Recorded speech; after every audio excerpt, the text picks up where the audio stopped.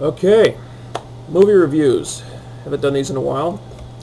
Today I'm going to review the Underworld prequel, Rise of the Lycans.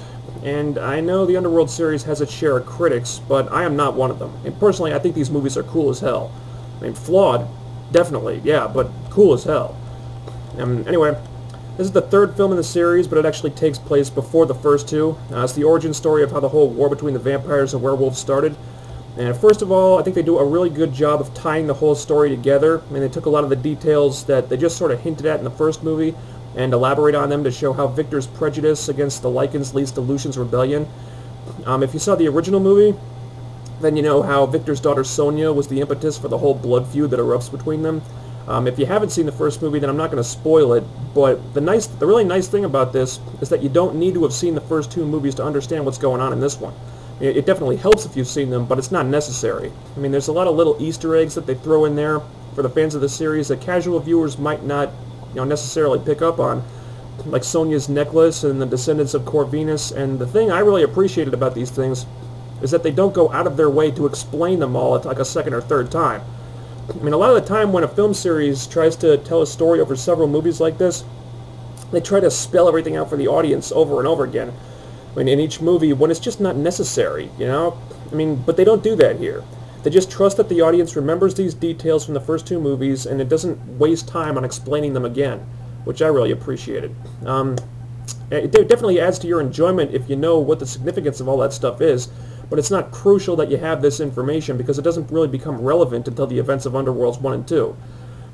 They had a new director for this one, Patrick Tatopoulos, I think that's right, who until now was just a visual effects guy, and he does a pretty solid job here, I have to say.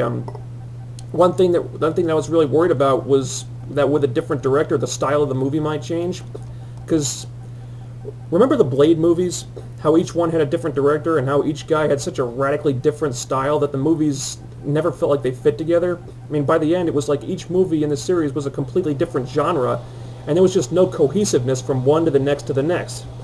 And I was worried that this was going to happen here, but it didn't. I mean, Tatopoulos really took the time to make sure that everything matched up stylistically with the other two movies.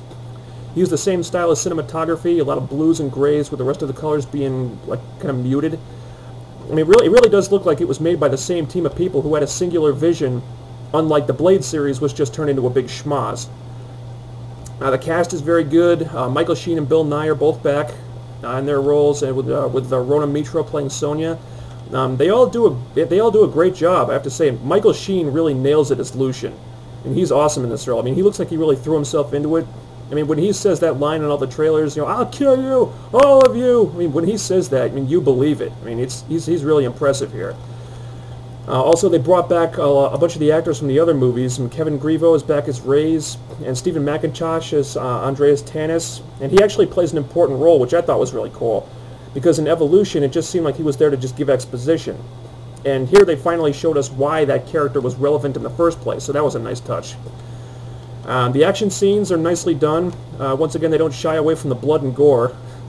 And the Lucian-Sonia romance is, I think, really the heart of the movie. It's more effective with them than it was with Michael and Celine. I mean, with those two, the relationship just seemed like it came out of nowhere really quickly, and it wasn't as effective as it probably should have been.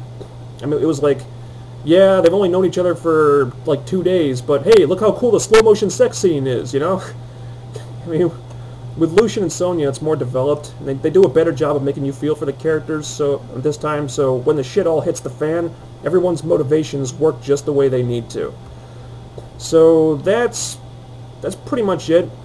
I really think this is the best movie in the series. So if you weren't really into the other two movies, I think you might feel differently about this one.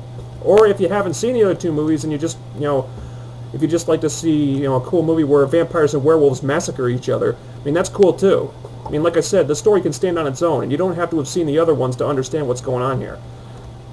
So, Underworld, Rise of the Lycans, I give it a thumbs up.